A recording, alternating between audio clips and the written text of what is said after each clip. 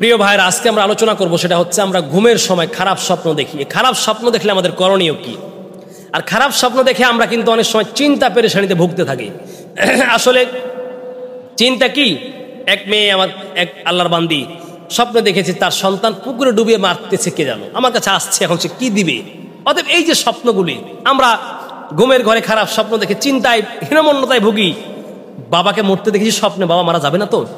সন্তান দেখলাম দিঘিতে পড়ে মারা যাচ্ছে স্বপ্নে, এটা হবে না তো?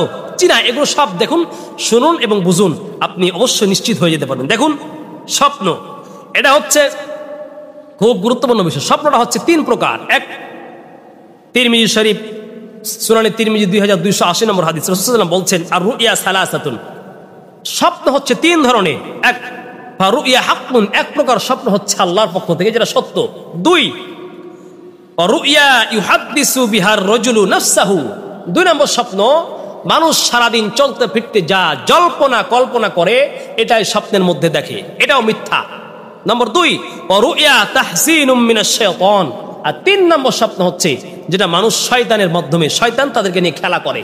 অতএব তিন নম্বর স্বপ্ন, তিনটি স্বপ্ন, একটা আল্লাহর পক্ষ থেকে বাস্তবে সত্য হয়, দুই মানুষ যা সারাদিন জল্পনা কল্পনা করে তা রাত্রের বেলা খেয়াল করে দেখে স্বপ্নে, তিন শয়তানের পক্ষ থেকে তাহজিনুম মিনাশ শাইতান, শয়তান আপনাকে নিয়ে খেলা করে অথবা শয়তান আপনাকে চিন্তিত করার জন্য এই পেরেশানিগুলো দিতে থাকে। এই স্বপ্নগুলি শয়তানের পক্ষ থেকে আসা স্বপ্ন মানুষ কখন দেখে?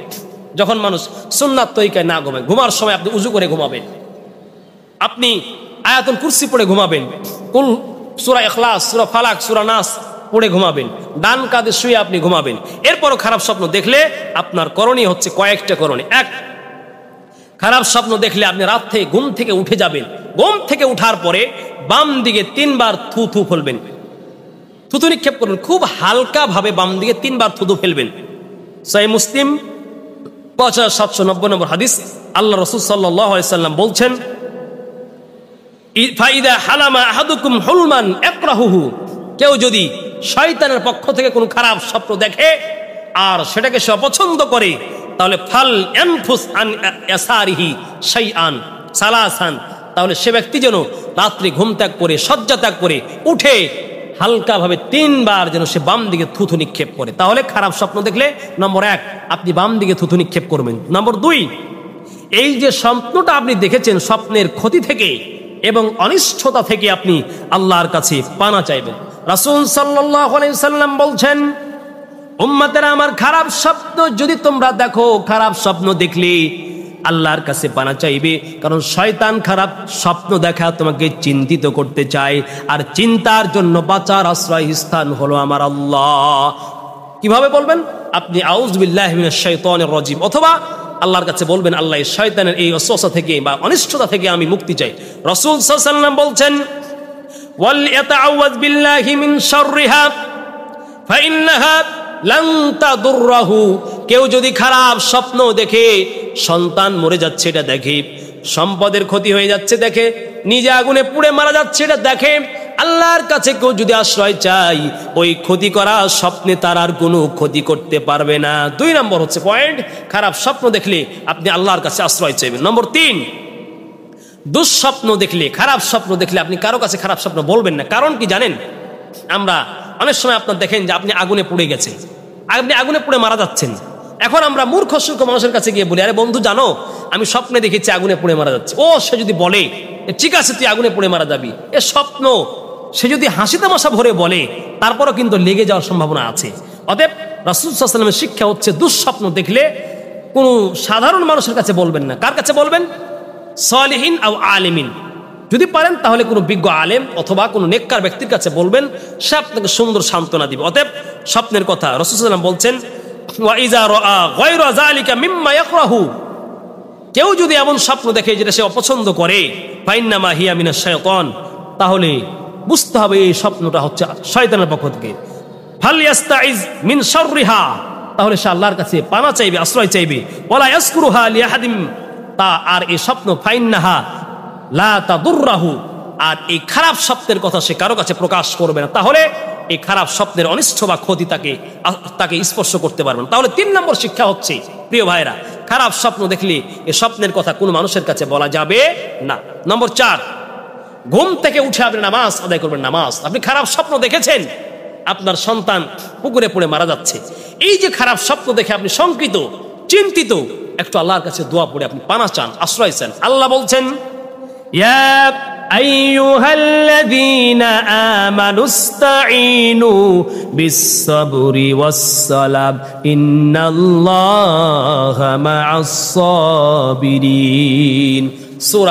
সূরাতুল বাকারা 153 নম্বর আয়াত। আল্লাহ বলছেন, ইস্তাঈনু বিস-সাবরি ওয়াস-সালাহ, কোন বিপদ তোমাকে স্পর্শ করেছে, ধৈর্য এবং নামাজের মাধ্যমে আল্লাহর কাছে সাহায্য চাও।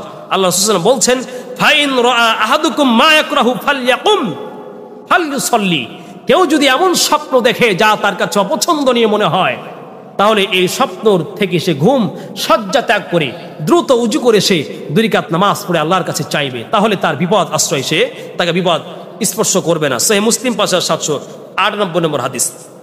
নম্বর 5, খারাপ স্বপ্ন দেখে আপনি যে কাঁধ হয়ে শুয়ে আছেন, আপনি কাঁধ পরিবর্তন করবেন। ওই কাঁধে আপনি শুয়ে আছেন, মনে করেন বাম কাঁধে কাঁধ হয়ে আপনি স্বপ্ন দেখেছেন খারাপ স্বপ্ন, ওই কাঁধটা পরিবর্তন করুন। এই যে শরীয়তের বিধান হচ্ছে, আপনি কোনো জায়গায় বসবাস করছেন, ওখানে আপনার ইবাদত হচ্ছে না, ভালো কাজ করতে পারছেন না, আপনি স্থান পরিবর্তন করুন। অতএব আপনি খারাপ কোনো স্বপ্ন দেখেছেন, আপনি একটু কাঁধ পরিবর্তন করুন। রাসূল সাল্লাল্লাহু আলাইহি ওয়াসাল্লাম বলছেন, ওয়াতাহাওয়ালু আন জামবিহি আল্লাযী কানা আলাইহি, কেউ যদি খারাপ স্বপ্ন দেখে তাহলে সে তার ওই কাঁধ পরিবর্তন করবে। সুনানে আবি দাউদ 5022 নম্বর হাদিস। নম্বর 6, আপনি খারাপ স্বপ্ন দেখে, কোনো বিপদ সংকেতমূলক স্বপ্ন দেখে নিজেকে পেরেশান এবং হীনমন্যতায় ভুগবেন না, আল্লাহর কাছে আশ্রয় চাইবেন।